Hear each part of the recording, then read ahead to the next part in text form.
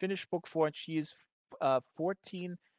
And I was really like, okay, Derek, what happens when she gets too old? How are you going to deal with that? So I don't know what's happening right now in book 15, but is that you breaking out in cold sweats about that? That seems to be maybe the main issue, or maybe the main asset. I don't know. It it's it is a question that has been asked, and it's a discussion that I've had with my agent and my publishers, my editor, because I would be quite happy writing these books well into my old age, yeah, in which Valkyrie, every book she's a year older. Um, but the fact is, these are for younger people. Right. That's how they started, and as as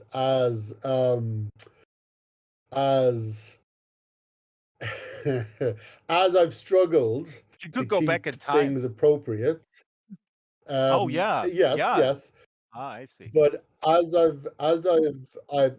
struggled in terms of making sure that the older readers are catered for, and the both the story and the characters and the conflicts that the characters are going through, and the problems ahead of them actually reflect the older readership. I've always got to keep in mind that even though the original readers are now in their 20s and 30s and 40s, there will always be a fresh wave of younger people. There will always be a new 9-year old who picks up the first Yep. book and then reads the entire 15 within a year. So it's it it's a tightrope to write with the older reader in mind and yet not have anything inappropriate for the younger reader.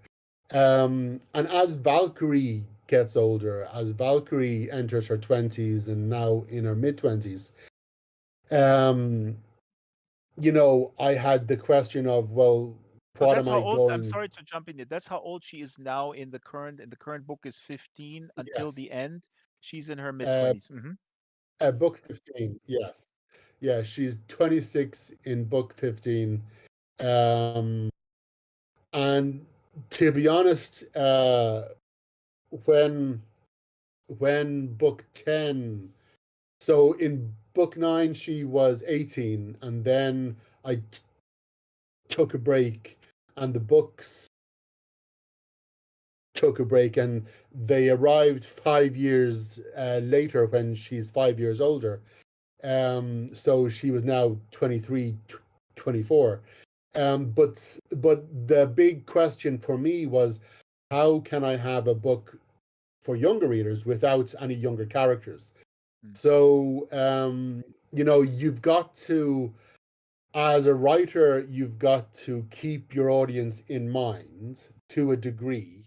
You you can't. It's a mistake to write for them. It's a mistake to give them what they think they want, because Ooh, I then like that. Hmm.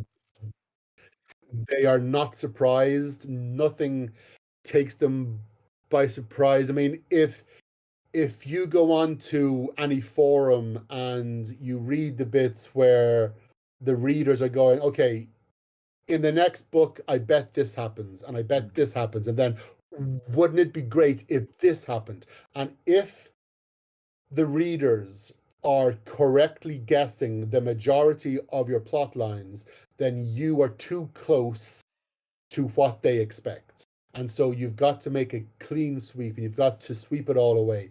Um, and so that's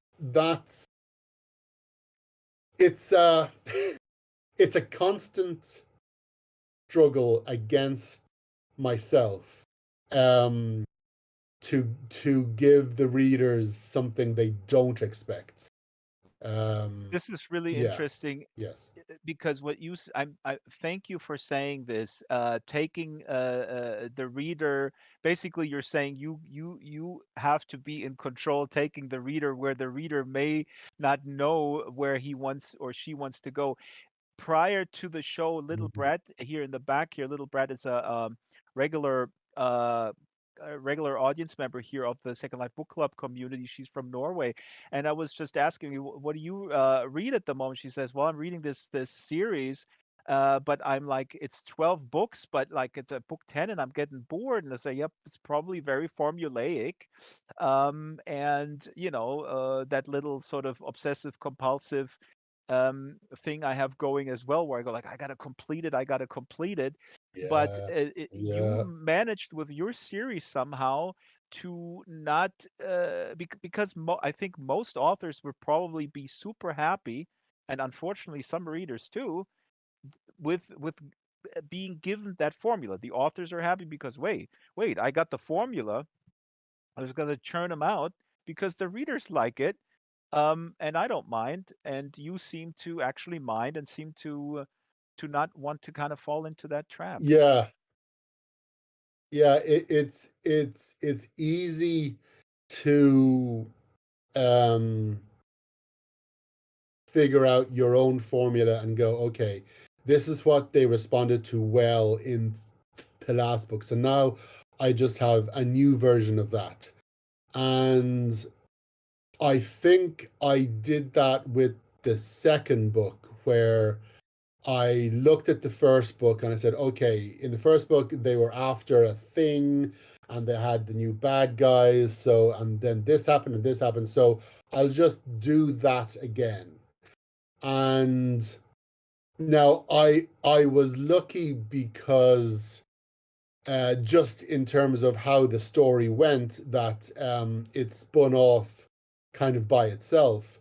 But I realized that working to a formula is, I mean, it wasn't even this will be less fun for the reader, because that didn't really enter my mind. It's this will be less fun for me. And I realized halfway through writing the second book to no, to throw it out, to stop writing to what I see now was a formula, and just do something completely new. So it it helped, especially with the first 9 books, where because I viewed them each as their own distinct identity. So the first book was adventure. The second book was a monster movie. The third book was um, a murder mystery. The fourth one was a revenge film. The fifth one was Invasion of the Body Snatchers. The sixth one was science fiction. No, the sixth one was superhero. The seventh was science fiction. Oh, science The fiction. eighth, Okay, I'm taking notes. Yeah, yeah. Go ahead. Go ahead. yeah, the eighth was war, and the ninth is everything all at once. Um, and it was because I approached each book viewing it as its own individual thing with its own individual identity, that I was able to reinvent the formula each time. So I would start the book, I would throw out the formula um, that resulted in the the previous book, and just come up with something new. And it isn't easy in a long running series to keep things um, as fresh and as original as you would want. And I'm sure that I've stumbled and tripped up, but keeping things interesting keeps me interested. And if I'm interested, then in theory, so are the readers. I think that's awesome, and big round of applause, folks, because I don't think that that is the as a reader, I feel the norm is actually exactly the opposite of what you just said. It's like I need to find this formula, and then I'm just gonna repeat it until, my kids are through college and my grandkids, they can inherit the Bentley, the 54 Bentley or whatever. Um, we're gonna go to the reading shortly. I'm looking for a slide that I prepared. Oh yeah, because you also have a grimoire. I'm putting this up on the. These books are really also wonderfully made here. This is the Skullduggery Pleasant Grimoire, The Secret History of the Universe, that is also out right now. And another one that they sent to me, HarperCollins, is this one here. This is the definitive short story collection. The title of the book is Armageddon Outta Here. That's my humor. Did I mention that there is a lot of humor? And my favorite. This is also from book one. This exchange here. I'm putting the slide up. um, there is an exchange with then 12-year-old Stephanie, pre her Valkyrie Kane persona, and Skullduggery. And Skullduggery uses a lot of foreign words. And she says, "Why don't you always use these words?" And then he says, "You should read more." And Stephanie replies, "I read enough. I should get out more." Absolutely brilliant. Now, one of our guests here, Beth Ghostraven, who is I think, retired librarian somewhere in America. Please refresh my memory, Beth, in the local chat. She sent me this here just pre-show when I informed her that she needs to come today. Her favorite quote is, "If it weren't for the last minute, if it weren't for the last minute, nothing would ever get done." And I think that's probably in response to an exchange where somebody says, "Oh my God, we're always down to the last minute," just like this show, by the way.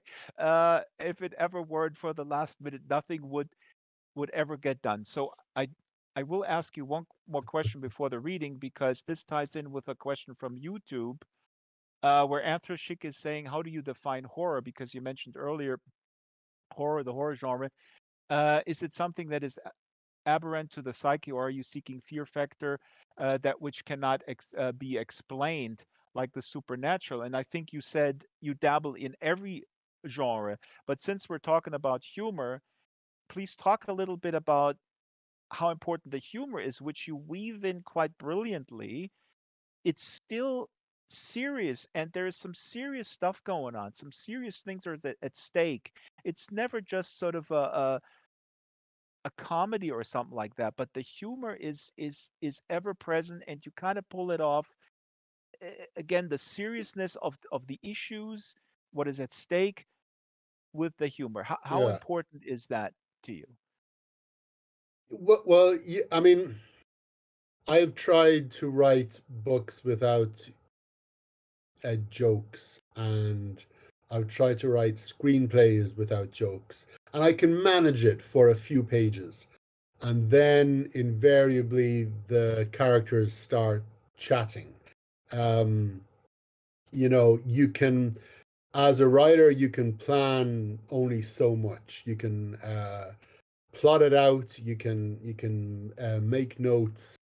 But in the writing of it, in the writing of anything, there comes a stage where the characters take over, where the story takes over, where the story propels itself along. And so the characters are suddenly acting, they're suddenly misbehaving. Hmm. So the writer wants them to do one thing, and they're too busy having a conversation. And how that's how the humor happens. It isn't planned. It isn't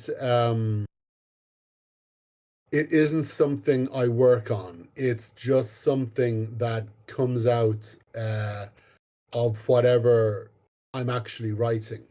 Um, it is hugely important. I mean, I occasionally I get into trouble with my editor because something I write is too extreme.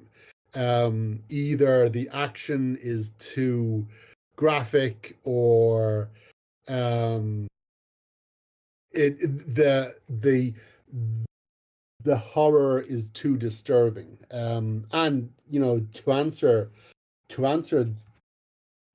that question, um, there are obviously all of these different styles of horror, and Skullduggery allows me to play with each style. So there is the big I'm being chased by a monster down a dark alley kind of horror, but then there's also the more disturbing kind, the quieter kinds that the kind that whispers to you. Um, and so sometimes I can go too far, and my editor will, say, Derek, remember, 10-year-olds will be reading this. And so I have to go, oh, fine.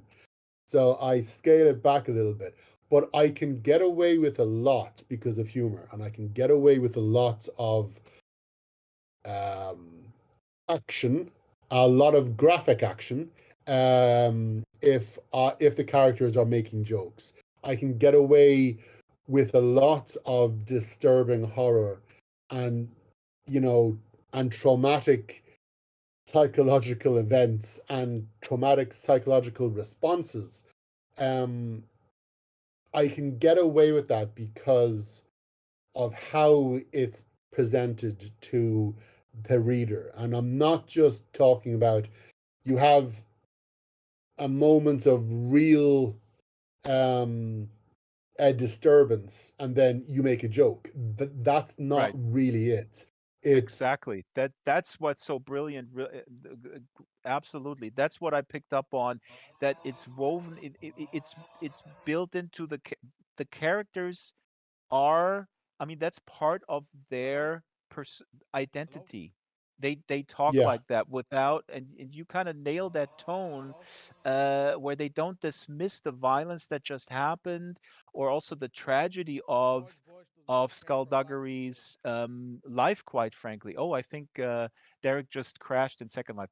Derek, don't panic. yes, I Just I come back. Take your I'm time. now